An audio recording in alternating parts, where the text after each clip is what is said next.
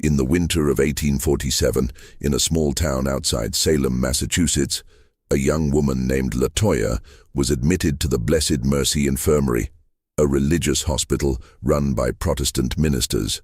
What happened during her 37 days of treatment was so disturbing that the attending physicians burned most of their records.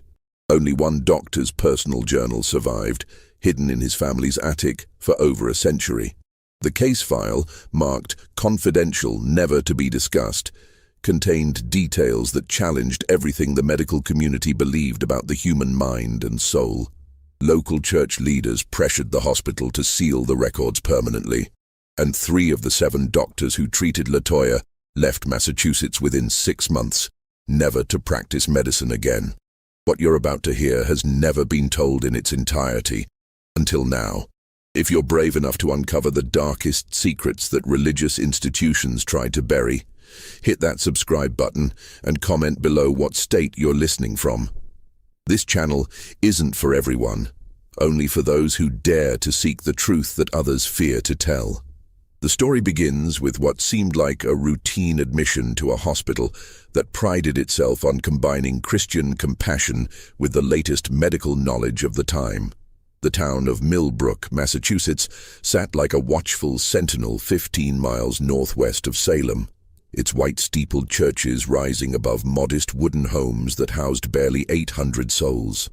In 1847, the community remained deeply divided between the established Congregationalist families who had founded the settlement in 1692 and the growing number of Irish Catholic immigrants who had arrived seeking work in the textile mills along the Merrimack River. The Blessed Mercy Infirmary stood at the heart of this tension. A 3-story brick building erected in 1834 by Reverend Ezekiel Whitmore, a stern Congregationalist minister who believed that healing the body required first purifying the soul. The hospital's 20-bed capacity made it the largest medical facility between Boston and the New Hampshire border, attracting patients from across Essex County. Its staff of 7 physicians, all Protestant men trained at Harvard Medical School, prided themselves on applying both scientific method and Christian principles to their practice. Dr. Jonathan Aldrich, the hospital's chief physician, had studied under the renowned alienist Dr. Samuel Woodward at Worcester State Hospital. At 34, Aldrich possessed a methodical mind and an unwavering faith in both medical progress and divine providence. His colleagues respected his innovative approaches to treating what they called disorders of the mind, conditions that other physicians often dismissed as mere moral failings or demonic possession. The hospital's daily routine began at 5 in the morning with communal prayer, followed by rounds that concluded each evening with scripture reading. Patients, regardless of their religious background, were expected to participate in these Christian observances. The nuns of the nearby Sacred Heart Convent, despite their Catholic faith, were permitted to provide nursing care due to their medical training, a controversial arrangement that sparked heated debates in the town's Protestant churches. Dr. Aldrich maintained meticulous records of every patient, filling leather-bound journals with detailed observations about symptoms, treatments, and outcomes. His personal study, located on the hospital's 3rd floor, contained hundreds of these volumes dating back to the institution's founding. He believed that understanding the human condition required documenting not just physical ailments, but the spiritual and emotional struggles that accompanied them. The winter of 1847 had been particularly harsh, with temperatures dropping below freezing for weeks at a time. The hospital's coal-burning furnaces struggled to heat the building's drafty corridors, and the constant smell of carbolic acid mixed with wood smoke created an atmosphere that patients often described as oppressive. It was into this environment that Latoya would arrive, carrying with her a mystery that would challenge everything the medical staff believed about the nature of human suffering. On the morning of January 15, 1847, a horse-drawn carriage struggled through the snow-covered streets of Millbrook, carrying a young woman who would soon become the subject of the most disturbing case in the hospital's history. Latoya appeared to be in her early 20s, with dark hair and olive skin that suggested mixed ancestry. a detail that would later prove significant in the prejudiced atmosphere of 1847 Massachusetts. She'd been found 3 days earlier by a farmer named Silas Hartwell, discovered unconscious in his barn, wearing only a thin cotton dress despite the frigid temperatures. When she regained consciousness, she spoke in whispers, claiming to remember nothing of how she had arrived there. Her only possessions were a small leather pouch containing 7 silver coins and a peculiar brass locket that bore no identifying marks. Dr. Aldrich's first examination revealed a patient in remarkable physical condition despite her ordeal. Her vital signs were normal, her reflexes sharp, and she showed no signs of frostbite or malnutrition. However, her behavior immediately struck him as unusual. She would only speak when directly addressed, answered questions with unsettling precision, and displayed an almost supernatural awareness of her surroundings. When he asked her full name, she responded simply, "Latoya," nothing more. The most puzzling aspect of her case emerged during the intake process. When asked about her religious background, Latoya's demeanor changed dramatically. Her hands began to tremble, her breathing became labored, and she whispered in what Dr. Aldrich initially assumed was Latin. However, Dr. A.T. Marcus Brennan, the hospital's youngest physician who had studied classical languages at Harvard, quickly realized she was speaking in a dialect he couldn't identify. "The words don't follow Latin grammar," Dr. Brennan noted in his report. "They seem to be a mixture of several languages, possibly including elements of what might be African or Caribbean dialects. The patient delivers them with such fluency that it appears to be her native tongue. Yet, when questioned about the language, she claims no knowledge of speaking anything other than English." During her first night at the hospital, the nursing staff reported unusual occurrences. Sister Mary Catherine, a nun from the Sacred Heart Convent, noted that Latoya seemed to anticipate events before they happened. She would sit up in bed moments before the night watchman made his rounds, would request water precisely when the well needed to be drawn, and would wake from sleep just as the church bells began to chime, as if some internal clock guided her actions. More disturbing were the reports from other patients. Mrs. Eleanor Hitchcock, a 50-year-old woman recovering from pneumonia, claimed that Latoya had spoken to her in her sleep, describing in perfect detail the death of Mrs. Hitchcock's husband 5 years earlier, details that had never been shared with anyone at the hospital. When questioned, Latoya insisted she had never spoken to Mrs. Hitchcock and had no knowledge of any deceased husband. Dr. Aldrich initially dismissed these accounts as the delusions of sick minds, but his skepticism began to waver when he witnessed something that challenged his rational worldview. On the evening of January 18th, while conducting his final rounds, he observed Latoya sitting upright in her bed, eyes closed, speaking in the same unknown language she had used during her intake. Her voice carried through the ward with an eerie clarity, and as she spoke, every patient in the surrounding beds began to stir restlessly. The most unsettling detail came from Thomas Brewster, a young man recovering from a severe leg injury. He later told Dr. Aldrich that as Latoya spoke, he began to see vivid images in his mind, scenes of a tropical landscape he had never visited, of people performing rituals around a fire, of ceremonies that seemed both ancient and forbidden.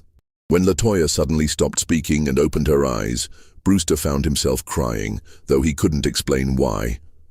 Dr. Aldrich documented this incident in his personal journal, noting, "The patient exhibits behaviors that challenge our understanding of mental disorders. While she shows no signs of traditional hysteria or melancholia, her presence seems to affect other patients in ways that medical science cannot adequately explain. I find myself torn between my scientific training and observations that suggest phenomena beyond our current comprehension." The hospital's routine began to shift around Latoya's presence. Nurses reported that their normal duties seemed to flow more smoothly when she was calm, but became increasingly difficult when she showed signs of distress. The building's coal furnaces, which had struggled all winter, began to maintain consistent temperatures. Even the hospital's chronic rat problem seemed to disappear during her first week of residency. These changes did not go unnoticed by Reverend Whitmore, who visited the hospital twice weekly to provide spiritual guidance to patients and staff. During his January 20th visit, he spent nearly an hour speaking with Latoya in the hospital's small chapel. Hospital staff later reported seeing the Reverend emerge from the chapel with a visibly shaken expression, his hands trembling as he gathered his prayer book and coat. When Dr. Aldrich asked about the meeting, Reverend Whitmore's response was cryptic. "That young woman possesses knowledge that no Christian soul should carry. I fear we are dealing with something that extends beyond medical science, into realms where only God's judgment can provide answers." The Reverend's concerns proved prophetic. Within days of his visit, the hospital would experience events that would test the faith and sanity of everyone involved in Latoya's care. The days following Reverend Whitmore's disturbing encounter with Latoya brought subtle but undeniable changes to the Blessed Mercy Infirmary. Dr. Aldrich, a man who prided himself on rational observation, began to notice patterns that defied medical explanation. Patients who had been bedridden for weeks suddenly showed marked improvement when Latoya was moved to the bed adjacent to theirs. Conversely, those who complained of her presence experienced setbacks that seemed to correlate directly with their level of discomfort around her. Dr. Brennan, whose curiosity about Latoya's mysterious language had initially driven him to research classical texts, made a discovery that would haunt him for the rest of his career. In a collection of maritime records at the Salem Historical Society, he found references to a slave ship called the Esperanza that had wrecked off the Massachusetts coast in 1823. Among the rescued survivors was a young woman described as speaking in tongues unknown to Christian ears and possessing knowledge of healing arts that seemed to transcend natural philosophy. The ship's manifest, written in faded ink, listed among its human cargo a girl named Latoya, approximately 4 years old at the time of the wreck. According to the records, she had been placed in the care of a Presbyterian family in nearby Peabody, but had disappeared from their home 3 years later, leaving behind only a note written in the same incomprehensible language that Dr. Brennan had heard her speak. "The implications are staggering," Dr. Brennan wrote in his private correspondence to a colleague at Harvard. "If this is indeed the same individual, she would now be 28 years old, yet our patient appears no older than 22. Furthermore, the records indicate she was placed with a family known for their rigid Christian beliefs. How then did she acquire knowledge of what appears to be African spiritual practices?" Dr. Aldrich initially dismissed his colleague's theory as coincidental.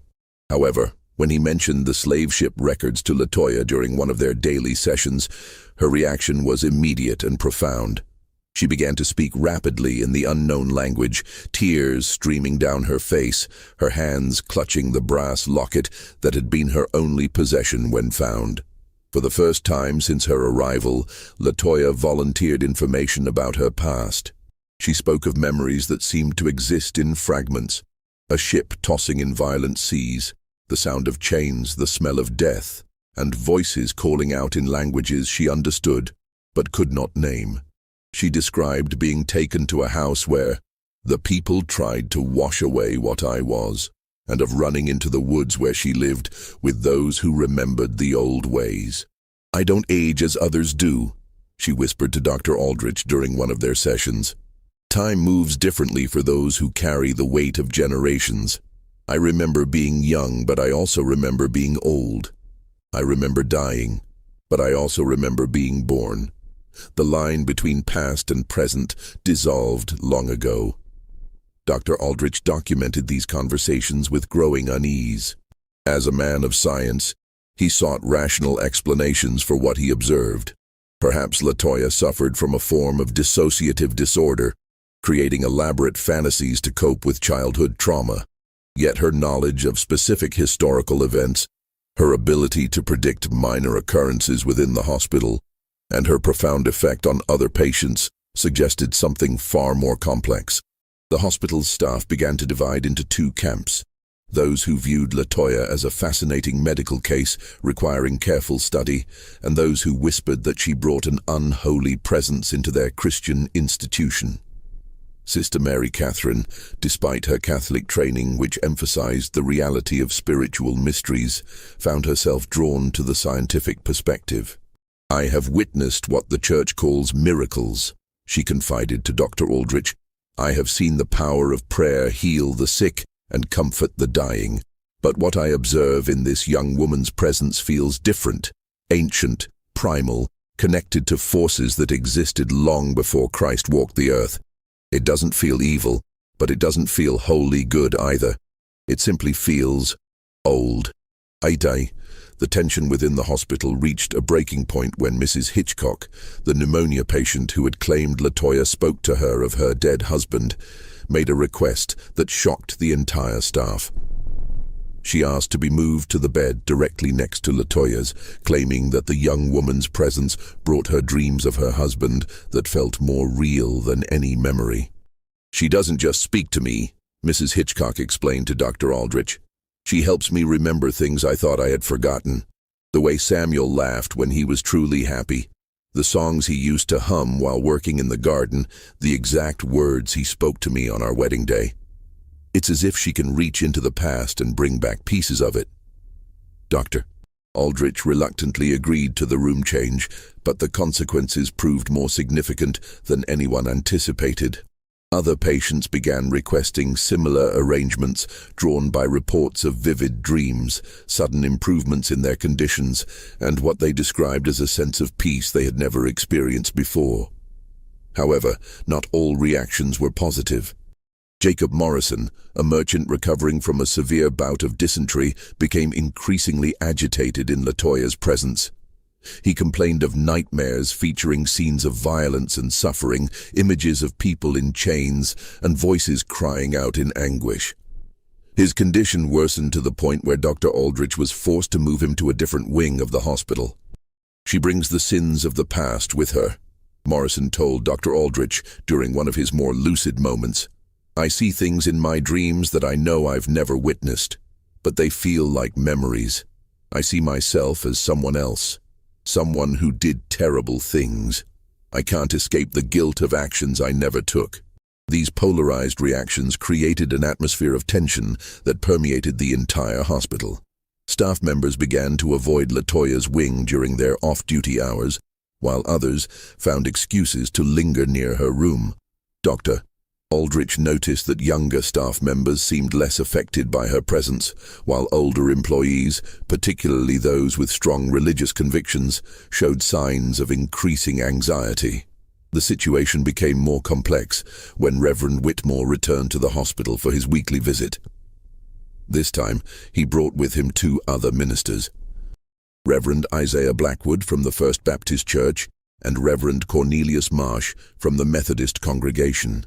Together, they requested a private meeting with Dr. Aldrich to discuss what they termed a matter of grave spiritual concern. "We have reason to believe," Reverend Whitmore began, his voice barely above a whisper, "that your patient may be practicing forms of worship that are not only un-Christian, but actively harmful to the spiritual well-being of others. We have received reports from family members of patients who claim their loved ones have been speaking about dreams and visions that bear no resemblance to Christian revelation." Dr. Aldrich found himself caught between his medical oath and the religious authority that funded his hospital. The minister's concerns were not entirely unfounded. He had observed changes in patients that defied medical explanation. Yet he also recognized that Latoya showed no signs of deliberate malice or manipulation. If anything, she seemed as puzzled by the effects of her presence as everyone else. The meeting concluded with an agreement that would prove to be a turning point in the case. The ministers would be permitted to observe Latoya's interactions with patients, while Dr. Aldrich would be allowed to continue his medical evaluation without interference. Neither party anticipated how this compromise would lead to discoveries that would challenge both scientific and religious understanding of human nature. The joint observation period began on February 1, 1847, with Dr. Aldrich and the 3 ministers establishing a careful protocol for monitoring Latoya's interactions with patients and staff. What they discovered during the following weeks would fundamentally alter their understanding of the case and raise questions that none of them felt prepared to answer. Reverend Blackwood, whose Baptist background emphasized the importance of personal spiritual experience, was the first to notice what he termed synchronicities in Latoya's behavior. She would begin speaking in the unknown language precisely when patients were experiencing moments of deep emotional distress, almost as if she could sense their internal states. More remarkably, her words seemed to have a calming effect, even on patients who couldn't understand them. "I must confess," Reverend Blackwood wrote in his private journal, "that I have never witnessed such a profound demonstration of what could only be described as spiritual empathy. The young woman appears to carry within herself an ability to absorb and transform the suffering of others. While this might be viewed as a gift from the Almighty, I cannot reconcile it with any biblical precedent." Dr. Aldrich, meanwhile, had begun conducting more systematic tests of Latoya's apparent abilities. With her consent, he arranged for her to meet with patients while he observed from behind a screen, taking detailed notes on her responses and the subsequent effects on those she encountered. The results consistently defied conventional medical understanding. During one session, she was introduced to Mr. Jeremiah Couch, a 70-year-old farmer who had been hospitalized for a persistent cough that had resisted all treatment. Within minutes of meeting Latoya, Mr. Couch began to speak about his experiences as a young man during the War of 1812, describing battles he had never previously mentioned to anyone. As he spoke, his cough gradually subsided, and by the end of the session he was breathing more freely than he had in months. "It was as if she drew the poison from my lungs," Mr. Couch later explained to Dr. Aldrich. "Not just the sickness, but the memories I've carried for 30 years about friends who died in the war. I told her things I've never told my own wife, and somehow speaking them aloud made them easier to bear." Even more intriguing was Latoya's interaction with young Timothy Wadsworth, a 12-year-old boy who had been brought to the hospital after experiencing what his parents described as fits of madness. During these episodes, Timothy would speak in voices that weren't his own, describing events from the town's history that he had never learned. His parents, convinced that their son was possessed by demons, had sought both medical and spiritual intervention. When Latoya met Timothy, something extraordinary occurred. The boy's erratic behavior immediately stabilized, and he began to speak in the same unknown language that Latoya used. For nearly an hour, they carried on what appeared to be a conversation, with Timothy showing none of the confusion or distress that had characterized his condition.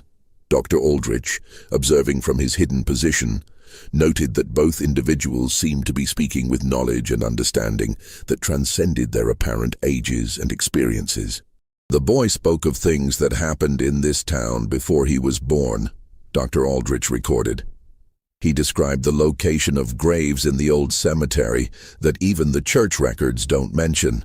He spoke of families that lived here generations ago, of conflicts between settlers and indigenous peoples, of secrets that have been buried for decades. Most disturbing of all, he spoke of these things not as historical facts he had learned, but as personal memories."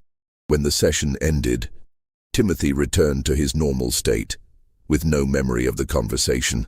However, his episodes of madness ceased entirely, and within a week, his parents were able to take him home, fully recovered. The ministers viewed this as evidence of divine intervention, while Dr. Aldrich struggled to find a scientific explanation for what he had witnessed. The case took on new complexity when Dr. Brennan made another discovery in the Salem Historical Society's archives. Among the papers of a deceased minister named Reverend Josiah Mather, he found a collection of letters dated 1826 that described a young woman who had been living in the woods outside Millbrook.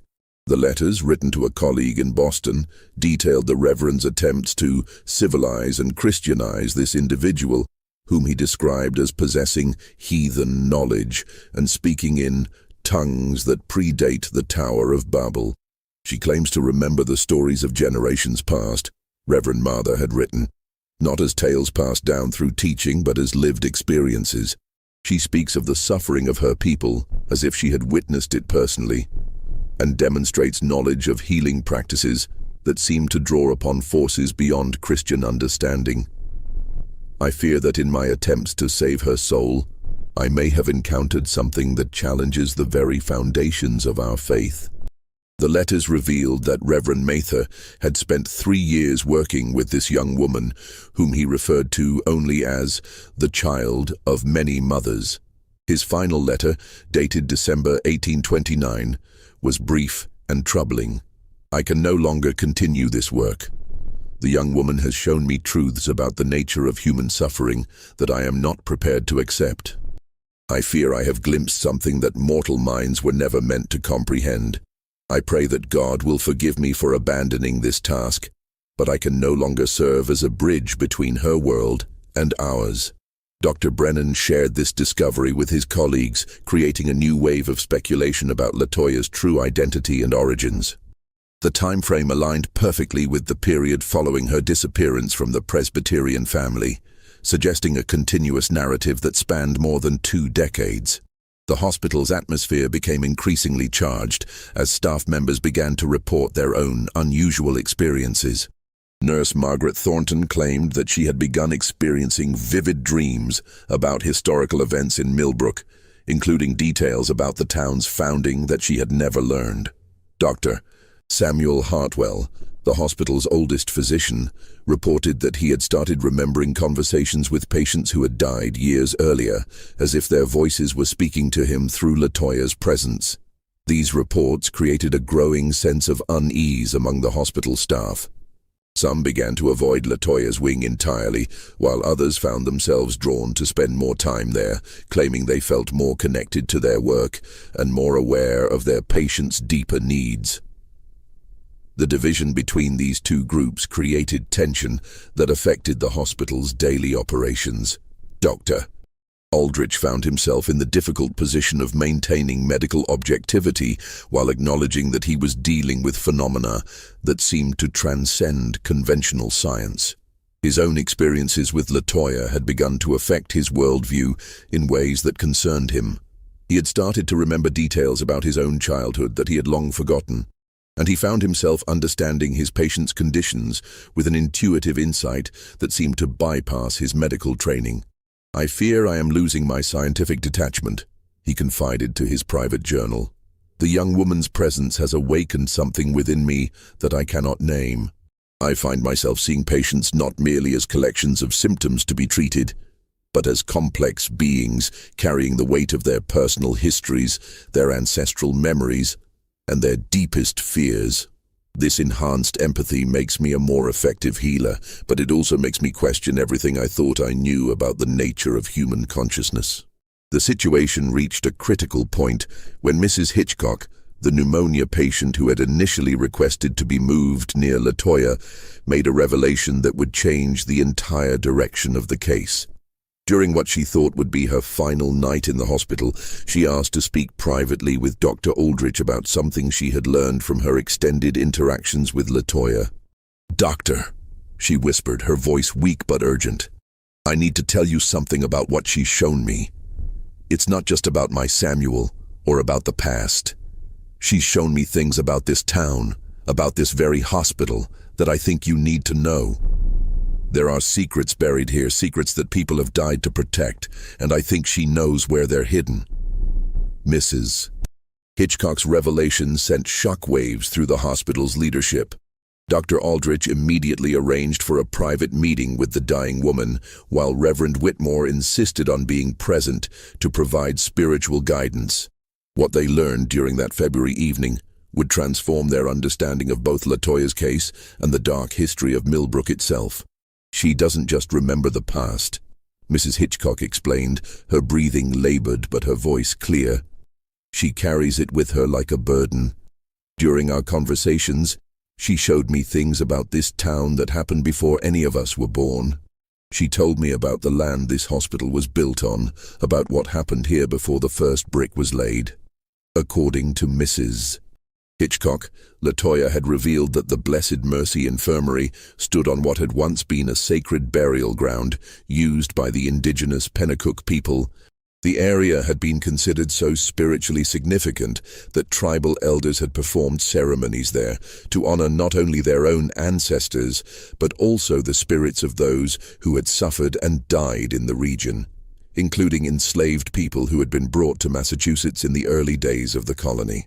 She spoke of bones beneath the foundation. Mrs. Hitchcock continued. Not just native bones, but the remains of people who died in chains, who were buried without Christian rites, who were forgotten by history.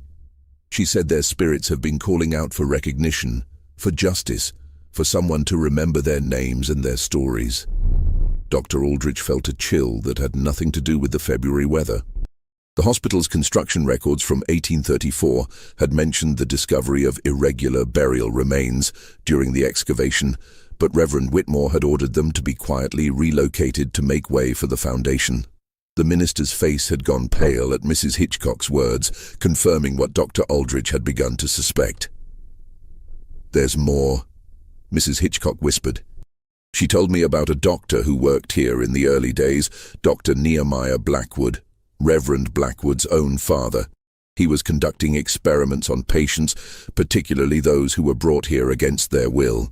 Runaway slaves, native people who had been captured, immigrants who had no families to protect them. He was trying to understand what he called the primitive mind, and he kept detailed records of everything he did. The implications were staggering. If Latoya's revelations were accurate, the hospital had been built on a foundation of both literal and metaphorical graves, and its early years had been marked by medical practices that violated every principle of Christian charity. Dr.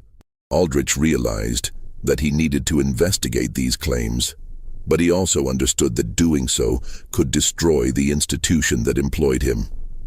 Over the following days, he began a careful search of the hospital's oldest records, stored in the basement archives. What he found there would haunt him for the rest of his life. Hidden among routine medical reports and administrative documents, he discovered a collection of leather-bound journals bearing the name Dr. N. Blackwood, volumes that detailed experiments and procedures that would have been considered horrific even by the standards of 1847. Dr. Nehemiah Blackwood had indeed conducted unauthorized medical experiments on vulnerable patients.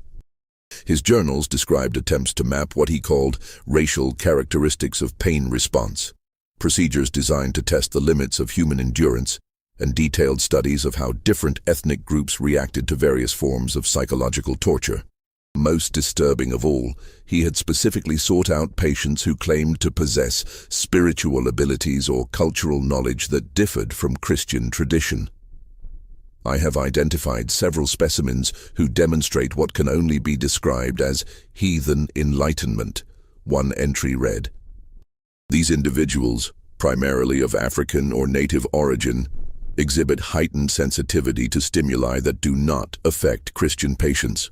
By subjecting them to controlled conditions of stress, I hope to isolate the source of their unnatural abilities and determine whether such traits can be eliminated through proper medical intervention." The journals revealed that Dr. Blackwood had been particularly interested in patients who spoke in unknown languages or demonstrated knowledge of historical events they couldn't possibly have witnessed. His treatments involved a combination of physical restraint, sensory deprivation, and what he termed spiritual realignment, procedures designed to break the connection between patients and their cultural or ancestral memories. Most chilling of all was his final entry, dated November 15, 1838. "The young woman brought to us from the woods has proven resistant to all conventional treatments. Her ability to access memories that appear to span generations has only grown stronger despite our interventions. I have concluded that she represents a form of human development that is incompatible with Christian civilization. For the safety of our community, I recommend that she be permanently confined to prevent the spread of her influence." Dr. Aldrich realized with growing horror that Dr. Blackwood's young woman from the woods could only be Latoya herself. The timeline aligned perfectly with Reverend Mather's letters and the period following her disappearance from the Presbyterian family. She had been captured, brought to the hospital, and subjected to procedures designed to destroy her identity and abilities. But the journals also revealed something else. Dr. Blackwood had failed. His final entries described increasing problems with the hospital's operations, staff members reporting disturbing dreams and visions, and a growing sense that the building itself has been contaminated by heathen influence. The doctor had died suddenly in December 1838, reportedly from a heart attack, but his private notes suggested he had been experiencing severe psychological disturbances in the weeks before his death. The boundaries between past and present have begun to blur, his penultimate entry revealed. I find myself remembering things that happened to my patients as if they were my own experiences. I dream of chains and whips, of children torn from their mothers' arms, of ceremonies conducted in languages I do not understand. I fear that in my attempts to eliminate her unnatural abilities, I have somehow become infected by them. Dr. Aldrich shared these discoveries with Reverend Whitmore, who was forced to confront the terrible truth about his hospital's history. The minister had known about the burial ground and had approved the removal of the remains, but he had been unaware of Dr. Blackwood's experiments. The revelation that his institution had been built on a foundation of suffering and had participated in systematic torture of vulnerable patients challenged everything he believed about his mission. "We must make this right," Reverend Whitmore declared, his voice heavy with guilt and determination. "If this young woman has indeed been carrying the weight of these injustices for nearly a decade, then we have a Christian duty to acknowledge what has been done and seek redemption." But as they prepared to confront Latoya with what they had learned, the hospital experienced a series of events that suggested the situation was far more complex than they had imagined. Patients throughout the building began reporting shared dreams, visions of historical events that seemed to be connected to the institution's dark past. Staff members found themselves experiencing memories that didn't belong to them, and the building itself seemed to be responding to the growing awareness of its hidden history. Doors opened and closed without explanation. The temperature in Latoya's wing fluctuated wildly despite the season, and several staff members reported hearing voices speaking in languages they couldn't identify. Dr. Aldrich began to realize that Latoya's presence had awakened something that had been dormant for nearly a decade. The accumulated spiritual weight of all those who had suffered and died on the hospital grounds. The crisis reached its peak when Reverend Blackwood, who had been struggling with his own family's connection to the hospital's dark history, approached Dr. Aldrich with a confession that would change everything they thought they knew about the case. "I need to tell you something about my father," he said, his voice trembling with emotion. "Something that I've kept hidden for nearly 30 years. He didn't die of a heart attack. He took his own life, but not before he told me about the young woman he had been treating. He said she had shown him things about our family's past that he couldn't bear to live with. He said she had made him remember the sins of our ancestors, and that he could no longer face the weight of that knowledge. The revelation that Dr. Nehemiah Blackwood had committed suicide after being confronted with the full scope of his family's historical participation in slavery and genocide added another layer of complexity to the case. It suggested that Latoya's ability to access ancestral memories wasn't limited to her own heritage, but could extend to anyone who came into contact with her. As the hospital staff struggled to process these revelations, they realized that they were dealing with something far more significant than a single patient's mental health crisis. Latoya represented a living connection to the suppressed history of their community, a repository of memories that included not only the suffering of the oppressed, but also the guilt of the oppressors. Her presence had awakened the accumulated spiritual debt of generations, and now everyone connected to the hospital would be forced to confront the true cost of their ancestors' actions. The question that haunted Dr. Aldrich as he prepared for what he knew would be a final confrontation with Latoya was whether acknowledging this history would bring healing or destruction. The young woman had already demonstrated that she could affect the mental and physical health of everyone around her. But what would happen when she was finally given the opportunity to share the full truth about what she had experienced and witnessed? On the morning of February 20th, 1847, Dr. Aldrich made a decision that would define the remainder of his career and fundamentally alter the lives of everyone at the Blessed Mercy Infirmary.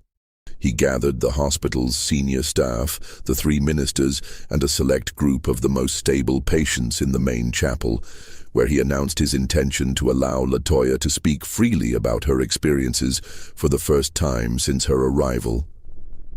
"We have spent weeks trying to understand this young woman's condition through the lens of medical science and Christian doctrine," he addressed the assembled group.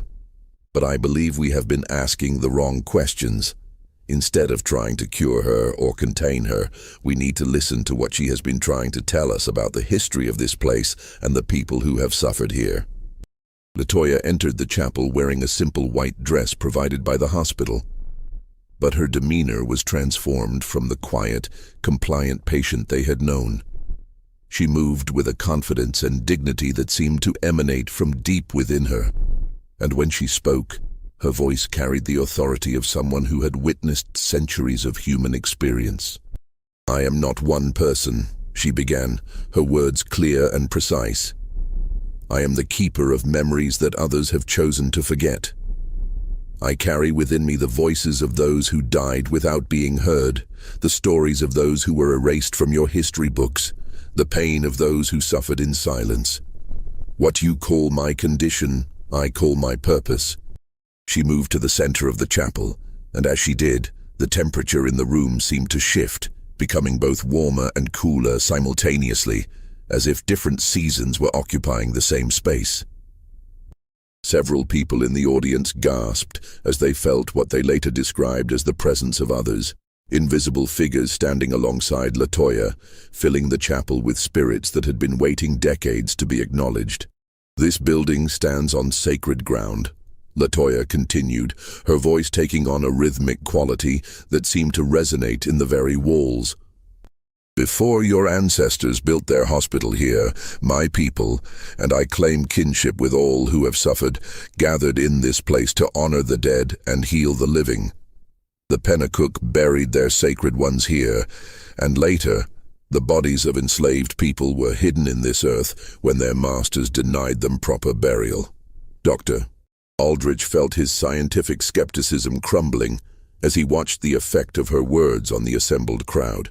Patients who had been struggling with various ailments began to sit straighter, breathe more easily, as if some burden was being lifted from their shoulders. Staff members who had reported strange dreams and visions nodded in recognition as Latoya described experiences that matched their own.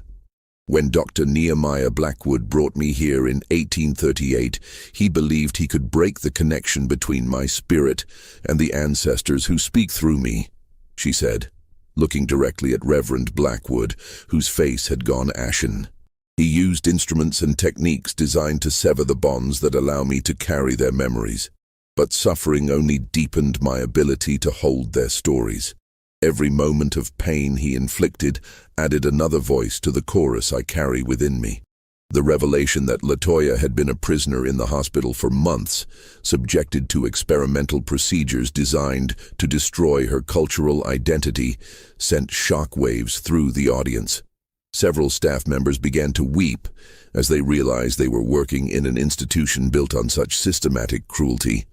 "Your father," Latoya addressed Reverend Blackwood directly, "came to understand what he had done only in his final weeks.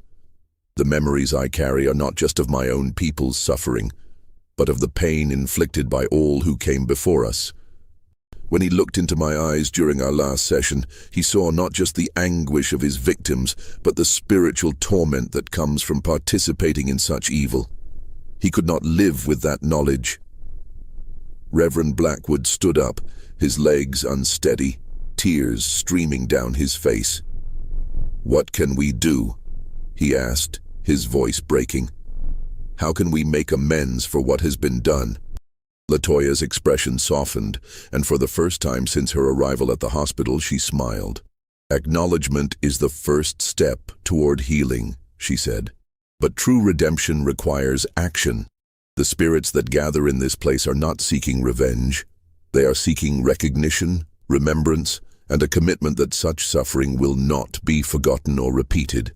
She moved toward the altar where Reverend Whitmore conducted his weekly services, and as she did, something extraordinary began to happen. The patients in the chapel started to speak, but not in their own voices. Mrs. Hitchcock, the pneumonia patient who had formed such a strong connection with Latoya, began to recite names, dozens of names of people who had been buried on the hospital grounds without markers or acknowledgement. Young Timothy Wadsworth, the boy who had been considered possessed, stood and began to describe in perfect detail the layout of the original Pennacook burial ground, including the location of ceremonial artifacts that had been disturbed during the hospital's construction. Other patients, speaking in voices that seemed to come from beyond themselves, shared stories of families separated by slavery, of children who had died in captivity, of rituals and traditions that had been forbidden and forgotten. Dr. Aldrich realized he was witnessing something that transcended any medical or religious framework he had been trained to understand. The patients weren't exhibiting symptoms of mental illness. They were serving as conduits for historical testimony that had been suppressed for generations. Latoya had somehow created a space where the dead could finally speak through the living. "The healing you practice in this building," Latoya said, addressing the medical staff, "cannot be complete while it rests on a foundation of unacknowledged suffering. Every patient who enters here carries not only their own pain, but the inherited trauma of their ancestors. Until you recognize this truth, your treatments will only address the surface of human anguish." Dr. Samuel Hartwell, the hospital's oldest physician, stood up shakily and walked toward Latoya. "I have practiced medicine for 40 years, he said, his voice filled with wonder. "I have seen patients recover from ailments that should have killed them, and I have watched others die from conditions that seemed minor. I never understood why some people seemed to carry burdens far greater than their individual circumstances could explain. You're telling us that healing requires addressing not just physical symptoms, but generational wounds." "Yes," Latoya replied, "and it requires understanding that the boundaries between life and death, between past and present, are not as fixed as your science pretends.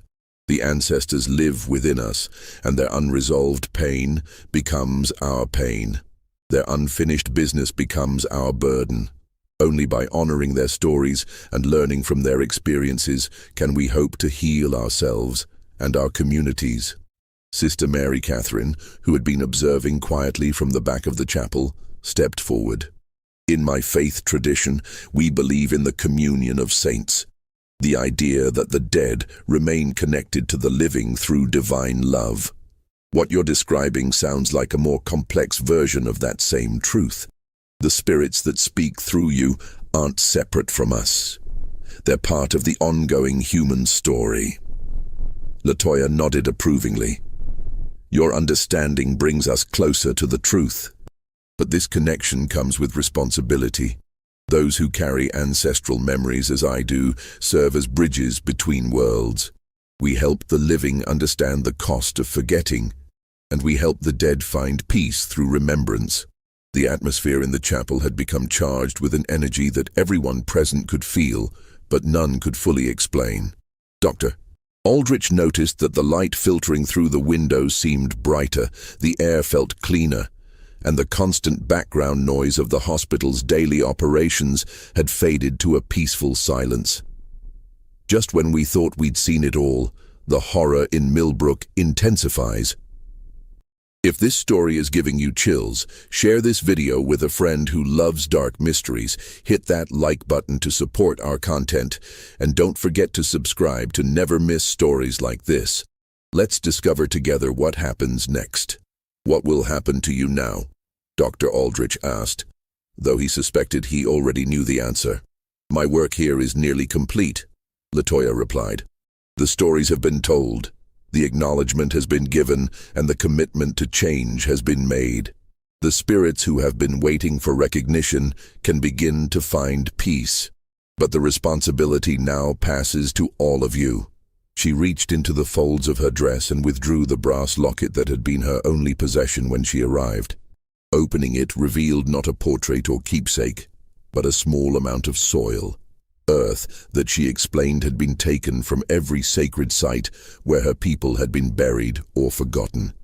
This contains the essence of all the places where suffering was transformed into wisdom, she said, placing the locket on the altar. As long as this remains here in a place of honor, the hospital will remember its true purpose, not just to heal individual bodies, but to address the wounds that span generations. Dr. Aldrich felt tears running down his cheeks as he began to understand the full scope of what had transpired. Latoya wasn't simply a patient with an unusual mental condition. She was a living repository of historical trauma who had been carrying the burden of collective memory, waiting for the right moment and the right people to help her share that load. "Will we see you again?" he asked. Latoya's smile was both sad and hopeful. "You will see me in every patient who carries pain they cannot explain, in every family struggling with inherited trauma, in every community trying to heal from historical wounds. The work I do continues through others who are willing to listen to the voices that speak from the past." As she finished speaking, something remarkable happened. The patients who had been serving as conduits for ancestral voices began to return to their normal states, but they retained clear memories of what they had experienced. More importantly, they reported feeling lighter, as if burdens they hadn't known they were carrying had been lifted from their shoulders. Mrs. Hitchcock later described the experience as the most profound spiritual encounter of my life. She said that after serving as a voice for the unnamed dead, she felt a deeper connection not only to her deceased husband, but to the entire human community. Her pneumonia symptoms, which had resisted all medical treatment, disappeared completely within days of the chapel gathering. Young Timothy Wadsworth's parents reported that their son's episodes of madness never returned, but he retained an unusual sensitivity to historical sites and an ability to comfort others who were experiencing grief or trauma. Dr. Aldrich would later write that the boy seemed to have inherited a portion of Latoya's gift for serving as a bridge between the living and the dead. But perhaps the most significant change occurred in Dr. Aldrich himself. The experience in the chapel had fundamentally altered his understanding of medicine, healing, and the nature of human consciousness. He began to develop treatment approaches that addressed not only physical symptoms, but the psychological and spiritual dimensions of illness, methods that would later influence the development of what would become known as holistic medicine. In the days following the chapel gathering, the Blessed Mercy Infirmary underwent a transformation that amazed both staff and patients. The building itself seemed to breathe more easily, as if a weight that had been pressing down on it for decades had finally been lifted. Patients recovered more quickly, staff worked with renewed purpose, and the atmosphere of tension that had characterized the hospital for weeks gave way to a sense of peace and healing. Dr. Aldrich spent long hours documenting everything that had occurred, creating a detailed record that would serve as both medical case study and historical testimony. However, he soon discovered that the political and religious climate of 1847 Massachusetts was not ready to accept the implications of what had transpired at the hospital. Within a week of the chapel gathering, Reverend Whitmore received visits from several prominent community leaders, including the mayor of Millbrook and representatives from the Massachusetts Medical Society. They had heard rumors about unusual practices at the hospital and demanded explanations for reports of patients speaking in unknown languages and claims about the building's history. "We cannot allow this institution to become associated with heathen practices or spiritualist nonsense," Mayor Harrison Blackwell declared during an emergency meeting with the hospital's leadership. "The reputation of our community depends on maintaining proper Christian standards in all our civic institutions." Dr. Aldrich found himself in an impossible position. The evidence of what had occurred was undeniable. Patients had recovered from conditions that had resisted all conventional treatment, and the hospital's overall functioning had improved dramatically. Yet he could not explain these improvements without acknowledging phenomena that challenged both medical orthodoxy and religious doctrine. The political pressure intensified when several family members of former patients began asking uncomfortable questions about their loved ones' treatment during the early years of the hospital's operation. Dr. Nehemiah Blackwood's journals had revealed systematic abuse that could have resulted in criminal charges if the doctor had still been alive. The current leadership faced the possibility of legal action and public scandal if the full truth about the hospital's history became widely known. It was Latoya herself who provided a solution to this dilemma. On the morning of February 28th, exactly 6 weeks after her arrival, she requested a private meeting with Dr. Aldrich. When he arrived at her room, he found her packing the few belongings she had acquired during her stay. "It's time for me to leave," she said simply. "My work here is finished, and my continued presence would only create problems for you and the hospital." "Doctor," Aldrich protested, arguing that she still needed medical care and that the hospital owed her compensation for the suffering she had endured. But Latoya's response revealed the depth of her wisdom and her understanding of the political realities they faced. "The healing that needed to happen has occurred," she explained. "The spirits have been acknowledged, the truth has been spoken, and those who were ready to hear it have received the message. Forcing others to accept what they're not prepared to understand would only create resistance and undo the progress that has been made."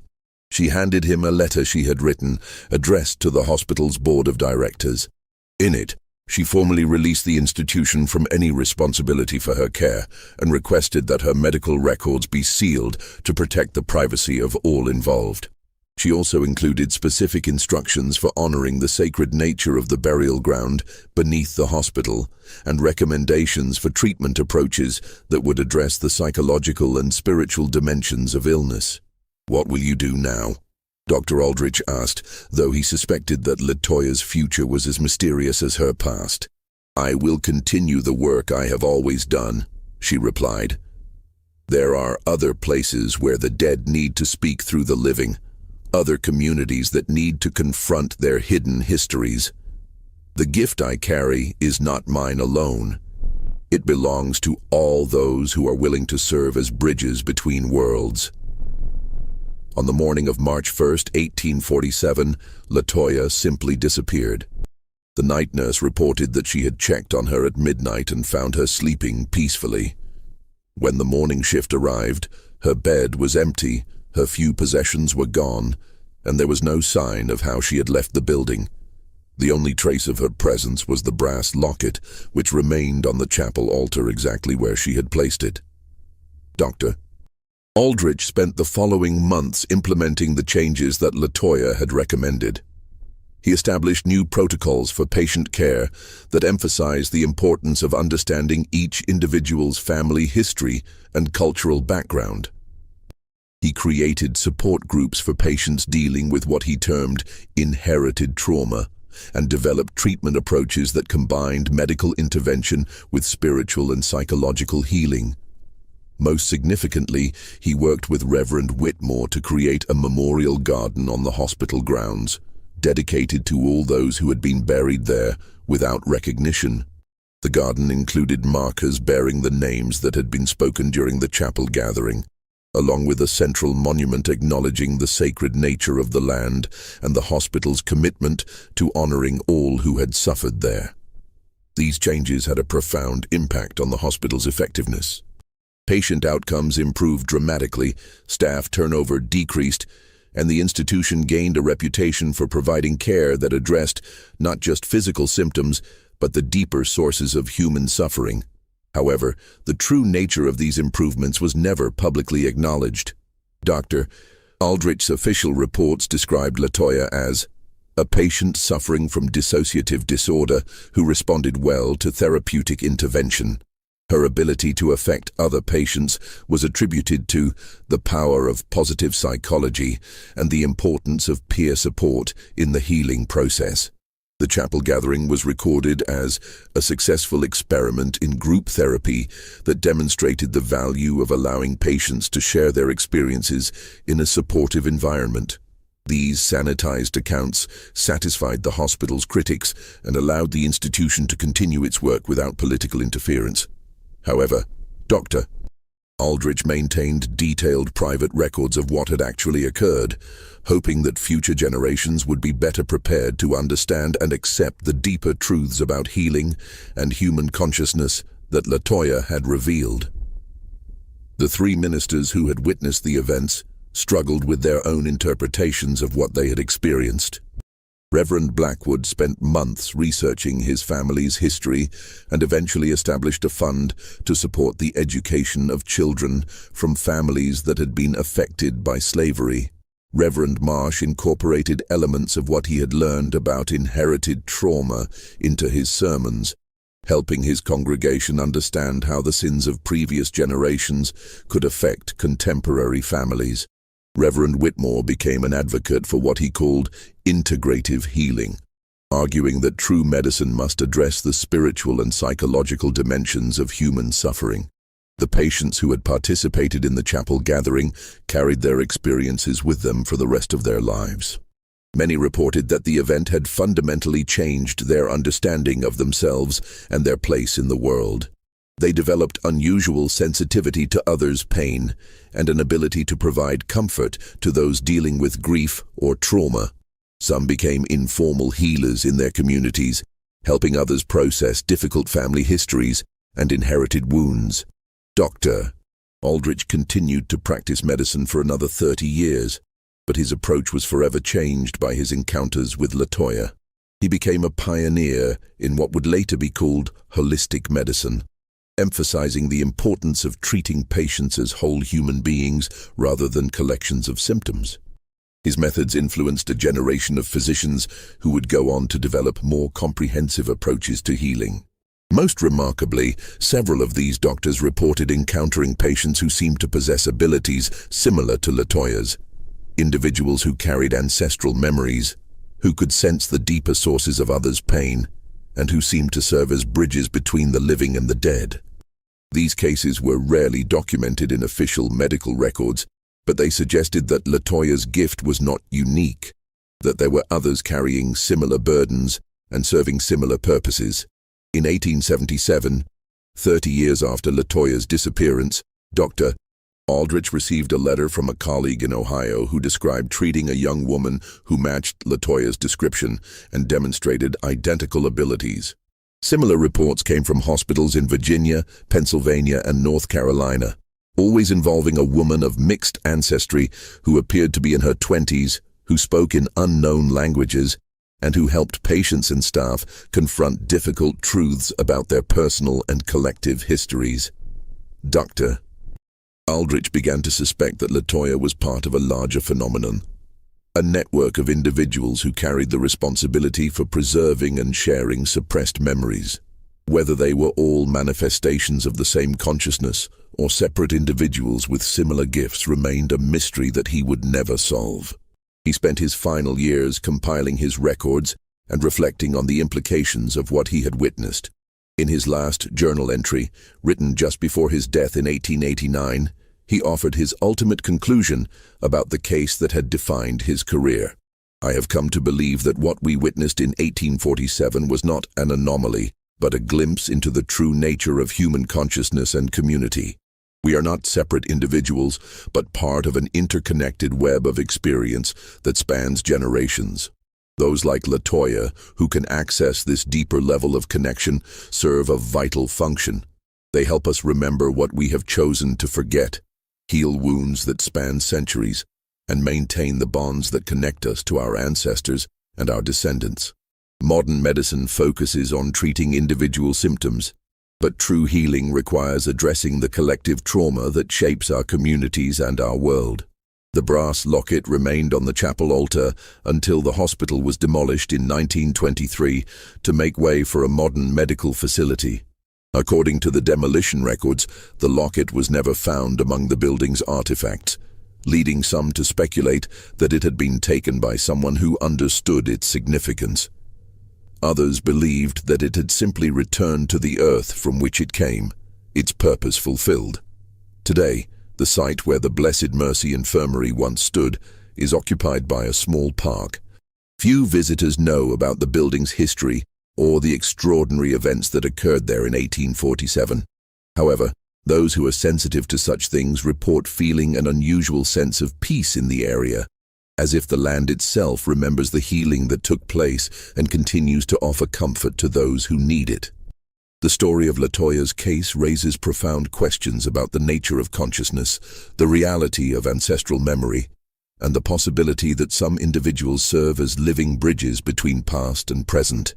Whether these phenomena have natural explanations that science has yet to discover, or whether they represent genuine contact with spiritual realms, remains a matter of personal interpretation. What cannot be disputed is the transformative effect that Latoya's presence had on everyone who encountered her. The patients who met her, the staff who cared for her, and the community leaders who had to grapple with the implications of her revelations all reported that the experience fundamentally changed their understanding of healing, human connection, and the importance of acknowledging difficult truths about the past. Perhaps most significantly, the case demonstrates that healing, whether individual or collective, requires more than treating surface symptoms. True recovery demands that we confront the deeper sources of pain, acknowledge the ways that historical trauma continues to affect present-day communities, and create spaces where suppressed voices can finally be heard and honored. The mystery of who Latoya really was, how she acquired her extraordinary abilities, and where she went after leaving the hospital may never be solved. But her legacy lives on in the lives she touched and the understanding she shared about the complex relationship between past and present, between individual suffering and collective healing, and between the medical treatment of symptoms and the deeper work of addressing the spiritual and psychological wounds that span generations. This terrifying case reminds us that some of history's most important lessons come not from those who held power, but from those who carried the burden of remembering what others chose to forget. In our modern world, where we often focus on moving forward and leaving the past behind, Latoya's story suggests that true progress requires looking backward as well, acknowledging the suffering that came before us, honoring those who have been forgotten, and recognizing that the dead continue to speak through the living in ways that science is only beginning to understand. What do you think about this disturbing case from 1847 Massachusetts? Do you believe that some people can truly carry ancestral memories? Or do you think there's a more conventional explanation for what the doctors witnessed? Share your thoughts in the comments below, and if this story has given you chills, make sure to subscribe and hit that notification bell for more dark mysteries that challenge everything we think we know about human consciousness and the hidden connections between past and present. Until next time, remember that the most terrifying stories are often those that force us to question the very nature of reality itself.